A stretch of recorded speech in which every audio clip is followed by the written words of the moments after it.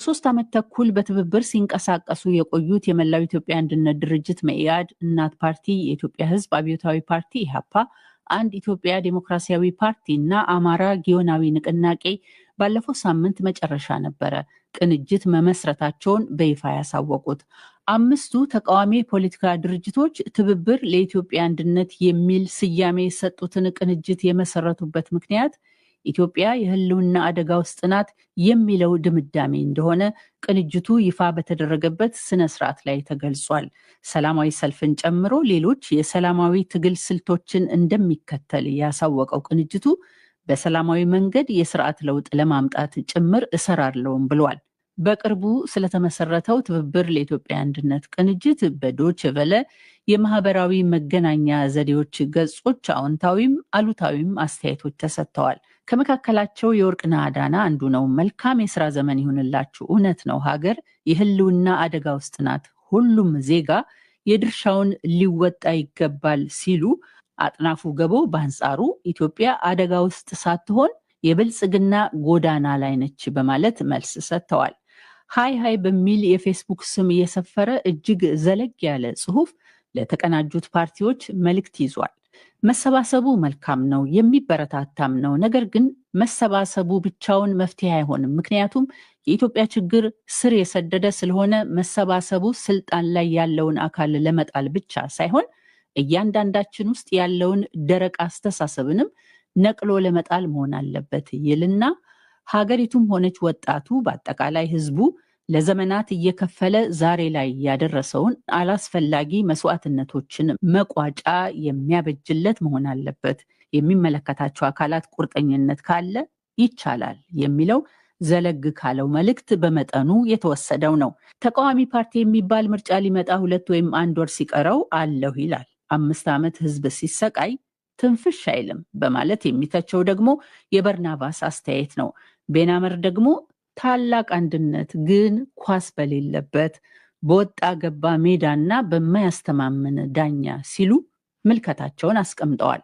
ዳንኤል ጉርሰማ በበኩላቸው ኢትዮጵያን ከአደጋ የሚያድናት ፓርቲ ወይም ወሬና መግለጫ አይደል፣ ከምድር የማጥቃቱን ዘመቻ አጠናክራ በቀጠለችበት በተባበሩት መንግስታት ድርጅት 80ኛው ጠቅላላ ጉባኤ ዋዜማ ለፍልስጤም የመንግስትነት እውቅና የሰጡ ሀገራት ቁጥር ተበራክቷል።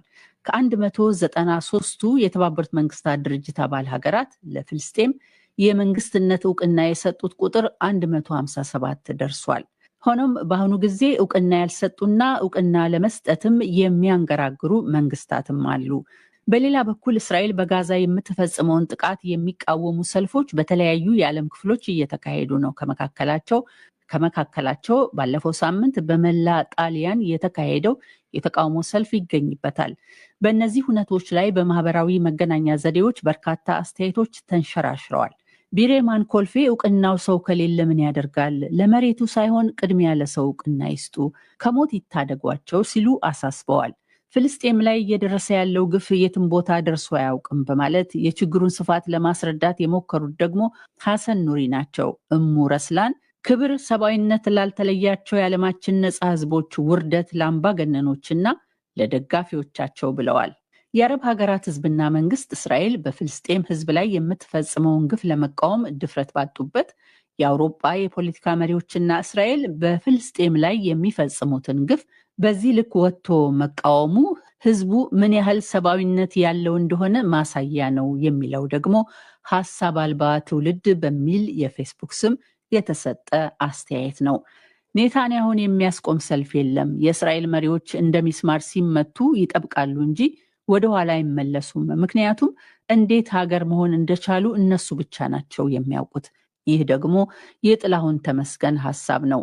የንጹሐን ሰዎች ደም የሚያሳስባቸው ሰዎች መኖራቸውን ስናይ በተዛባው የዓለማችን የፍትህ ስርዓት ላይ አንድ ቀን አንጸባራቂ ብርሃን ይገለጣል ብለን ተስፋ እናደርጋለን በማለት ሀሳባቸውን ያካፈሉት ዶይቼ ቬለ የአማርኛው ክፍል የተመሰረተበት 60ኛ ዓመት አከባበር ሰሞኑን የተለያዩ አስተያየቶችን ካስተናገዱት መካከል ነው። የቀድሞና የአሁን ባልደረቦችን መልሶ ባገናኘው በ60ኛው ዓመት በዓል ላይ የአማርኛው ክፍል ጉዞ፣ ስኬትና ተግዳሮቶች በጣቢያው ከፍተኛ ኃላፊዎች ተነግረዋል። የመልካም ምኞት መግለጫዎችም ተላልፈዋል። ትዝታዎችና ልዩ ልዩ አስተማሪና አዝናኝ ተሞክሮችም በዓሉን አድምቀዋል። የዶይቼ ቬለ አማርኛው ክፍል 60ኛ ዓመትን በማስመልከት አድማጭ ተመልካቾቻችንም በማህበራዊ መገናኛ ገጾቻችን በርካታ የእንኳን ደስ አላችሁ መልእክቶች ልከውልናል። የዘወትር አድማጫችን ሴፊዩስ መላው የዶይቼ ቬለ አማርኛ የቀድሞና የወቅቱ ባለሙያዎች እንኳን ለ60ኛው ዓመታችሁ አደረሳችሁ አደረሰን ሲሉ በሁለት ውብ አበቦች የታጀበ መልእክት ልከውልናል። ስለ ኢትዮጵያና መላው ዓለም በየቀኑ ከቦን ከተማ የምታስተላልፉትን በጥንቃቄ የተቀመሙ የሰበር ዜና መረጃዎችን በየቦታው ከሚገኙ ወኪሎቻችሁ ዝርዝር ትንታኔ ጋር አሰባጥራችሁ ላለፉት 60 ዓመታት ያለመታከት ስታስኮመኩሙን በመቆየታችሁ እናመሰግናችኋለን ያለን ቃል ኪዳን ይጥና ዛሬ ለደረስኩበት መሰረት የሆነው ከልጅነቴ አንስቶ ዜና መስማት፣ አዲስ ነገር ማወቅ የማይሰለቸው ጀግናው አባቴ መምህር ይጥና ዘወትር ከራዲዮ አጠገብ መነጽሩን አድርጎ አንገቱን ዘንበል በማድረግ በተመስጦ ማስታወሻ እየያዘ ሲያዳምጥ ነበረ። የዶይቼ ቬለ ዜና ልዩ ነው፣ አንድም የሚጣል የለውም፣ የትም የማይገኝ ነው ይል ነበረ። የጀርመን ድምፅ ራዲዮ ዶይቼ ቬለ ዜናው በየቀኑ ከፍ እንጂ ዝቅ ስለማይል ይህንን ሳይል የሚያድርበት ቀን አልነበረም። ዛሬ እኔም ጋዜጠኛ የሚል የሙያ ስም ባለቤት በመሆኔ ብቻ የሚሰማኝ ደስታና ኩራት ወደር የለውም ካለ በኋላ በጀርመንኛ ሄርስሊሽን ግሉክፉንሽ ሱም ያረስታግ እንኳን ደስ ያላችሁ በማለት መልእክቱን አጠናቋል። እናመሰግናችኋለን የተወደዳችሁ የዲደብሊው ኃላፊዎችና በአጠቃላይ ሰራተኞች ሲሉ በምስጋና ምልክት በኬክና በሌሎች ጣፋጮች እንዲሁም በአበባ ምስሎች ያንበሸበሹን ደግሞ አቶ ጎሞራ ናቸው። አበረ ጌቱ ከፌ ዶይቼ ቬለን እየሰማሁ አደግኩ፣ ጋዜጠኝነትንም ተማርኩ። አማኑኤል በረከት፣ ነጋሽ መሐመድ፣ ተክሌ የኋላ፣ ታደሰ እንግዳው በአካል አውቀዋለሁ። ይልማ ኃይለ ሚካኤል፣ አዜብ ታደሰ፣ ሸዋዬ ለገሰ፣ ዘውዱ ሁላችሁም በልጅነት አእምሮዬ ጋዜጠኝነትን እንድማር መልካም ተጽዕኖ አሳርፋችሁብኛል፣ አመሰግናችኋለሁ ካሉ በኋላ የሰዓት ማስተካከያ ጥያቄ አቅርበዋል። ሰዓታችሁ ግን ወደ 11 ሰዓቱ ይመለስ። 11 ሰዓት በአድማጭ አእምሮ ልዩ ትዝታ አለው ማርያምን ሲሉ አስተያየታቸውን አጠቃለዋል። መንግስቱ ጋሻው ደግሞ ከ25 ዓመት በፊት በሞት የተለየንን ተወዳጅ የጀርመን ድምፅ ራዲዮ ጋዜጠኛ ዘውዱ ታደሰን ዘክረዋል።